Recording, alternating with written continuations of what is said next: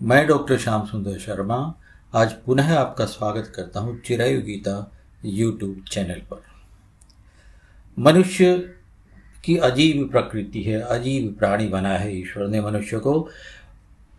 जो जीवन में उसे पालन करना चाहिए वो उसका पालन तो करता नहीं, और भगवान की उपासना में, ईश्वर की आराधना में अलग अलग नियम बना करके उसको करना चाहता है। जबकि वास्तविकता तो ये है कि भगवान की उपासना में कोई नियम की आवश्यकता ही नहीं होती। कोई एक प्रकार का उसमें तरीका ही नहीं बताया है कि भगवान की उपासना इस तरीके से की जाए। हाँ, जो भी चीज़ें बताई हैं, पवित्रता बताई है, शुचिता है, मन की शुद्धता है, शरीर की शुद्धता है, विचारों की शुद्धता है, ईश्वर का स्मरण करते रहना है, मनन करते रहना है, ये सारी चीज़ें हैं। किंतु भगवान की उपासना में किसी वस्तु का कोई महत्व नहीं है कि आप भगवान को इतना चढ़ावा चढ़ाएंगे तो आप पर प्रसन्न होंगे और आप इतना कम चढ़ाएंगे तो कम प्रसन्न होंगे। ऐसा कुछ भी नहीं है। ये सारे नियम बनाए हैं मनुष्य ने, और वो भी अपने स्वार्थ के लिए, मैं तो ये कहता हूं। जबकि भगवान ने स्वयं श्रीमद् भगवद गीता में कहा है कि पत्रम पुष्पम फलम तोयम यो मे भक्त्या प्रयच्छति तदहम भक्त्युपरितम स्नामि प्रयतात्मनः। भगवान ने स्पष्ट कह दिया है कि भगवान की उपासना में केवल प्रेम की प्रधानता है, विधि की नहीं, वस्तु की नहीं। किंतु मनुष्य है कि वो प्रलोभन देता है, मंदिर जाता है, पहले से भगवान के लिए बोल देता है कि नहीं, मैं आपको इतना चढ़ावा चढ़ाऊंगा, इतनी आपकी भक्ति करूंगा, करता कुछ नहीं। भगवान को मूर्ख समझा है। अरे भगवान अंतर्यामी है, वो आपके मन की भी जानते हैं, आपके तन की जानते हैं, आपके धन की जानते हैं, आपके संसार की, आपके परिवार की, आपके रोम रोम को पहचानते हैं ईश्वर। और आप उनके साथ में धोखा करने का प्रयास करते हो, उनको लालच देते हो, उनको प्रलोभन देते हो कि मुझे ये काम कर दो, मेरा परिवार को ये सफलता दे दो, व्यापार में ये कर दो, नौकरी में ये कर दो। उनको जो करना है उनको मालूम है, तो फिर उपासना में नियम क्यों? भगवान केवल प्रेम के भूखे, केवल प्रेम के अतिरिक्त भगवान को और कुछ नहीं चाहिए। अगर आप गहराई से सोचने जाएंगे, ये सारी सृष्टि, जो भी हमें यहां दृश्य है, दिखाई देता है, सारा ईश्वर द्वारा निर्मित किया हुआ है। तो जो उनका ही निर्मित किया हुआ है, उनको हम क्या उपासना के रूप में चढ़ाएंगे, क्या चढ़ावा देंगे, क्या प्रसाद देंगे? अक्षत देख लो, ईश्वर ने बनाया है। दूर्वा देख लो, ईश्वर ने बनाया है। दीपक, अग्नि, तेज, ये सभी ईश्वर के बनाए हुए हैं। जल है, जल ईश्वर का बनाया हुआ है। तो आप चढ़ाते क्या हो? क्या नियम बना करके उपासना करते हो?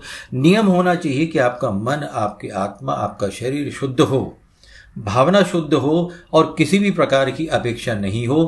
केवल ईश्वर के साथ में आपका प्रेम संग हो, प्रेम के साथ में आप ईश्वर की उपासना करें, आराधना करें, अपने आराध्य को, जिसे भी आप मानते हो, पूरे मन से उनमें लगे रहना ही उनकी वास्तविक उपासना है, और वही प्रेम है। मैं एक छोटी सी चीज बताता हूं। हर घर में एक छोटा बड़ा मंदिर होता है। मंदिर में कोई मूर्तियां रखता है, कोई फोटो रखता है।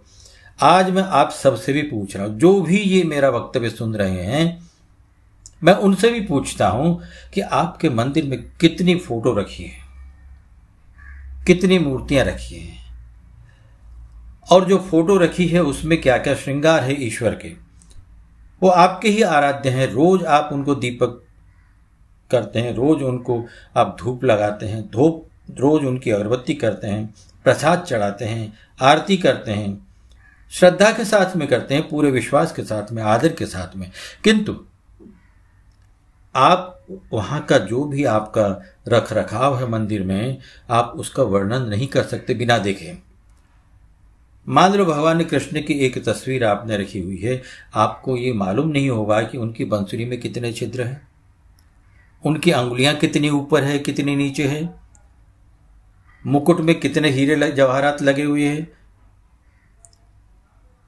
उनका पीताम्बर जो है वो किस प्रकार से है, उनकी जो भी आभूषण हैं, जो भी उनका श्रृंगार है, उनके बारे में आप बिना देखे नहीं बता सकते। तो कैसा ये प्रेम है?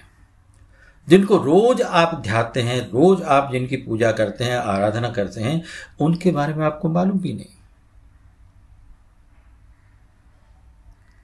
आपका विश्वास उस बच्चे जैसा होना चाहिए जिसे उसकी मां अभी अभी स्कूल में छोड़ के गई है। किंतु उस बच्चे के मन में ये विश्वास है कि जब मैं दोपहर में यहां से निकलूंगा 2 घंटे 4 घंटे बाद में, तब तक मेरी मां वहीं बैठी रहेगी या मेरे पिताजी वहीं बैठे रहेंगे जो मुझे छोड़ने आए हैं। उसके मन में ये विश्वास है, इसीलिए वो स्कूल में रुक पाता है, पढ़ाई कर पाता है। उसके मन में भय नहीं रहता कि मैं बाहर जाऊंगा तो माँ मिलेगी या नहीं। उसके मन में ये विश्वास है कि मेरी माँ, मेरे पिताजी बाहर मेरा इंतजार करते हैं और जब मैं यहां से निकलूंगा मेरे सामने वो दिखेंगे। हर माँ अपने बच्चे को तैयार करके भेजती है सुबह, उसके यूनिफॉर्म, उसका टिफिन, उसके पानी की बोतल, उसकी पुस्तकें, उसके जूते, उसके मोजे, सारी चीजें। उसे मालूम होता है कि आज सोमवार है तो ये ड्रेस पहननी है, शनिवार है तो ये ड्रेस पहननी है, स्पोर्ट्स डे है तो ये पहननी है, और मां को मालूम रहता है। किंतु हम उपासना करने वालों को ईश्वर के श्रृंगार का मालूम नहीं होता है। मां के जैसा प्रेम होना चाहिए ईश्वर के साथ में, पुत्र के जैसा विश्वास होना चाहिए ईश्वर के साथ में। यही वास्तविक प्रेम है और यही वास्तविक आराधना है, उपासना है।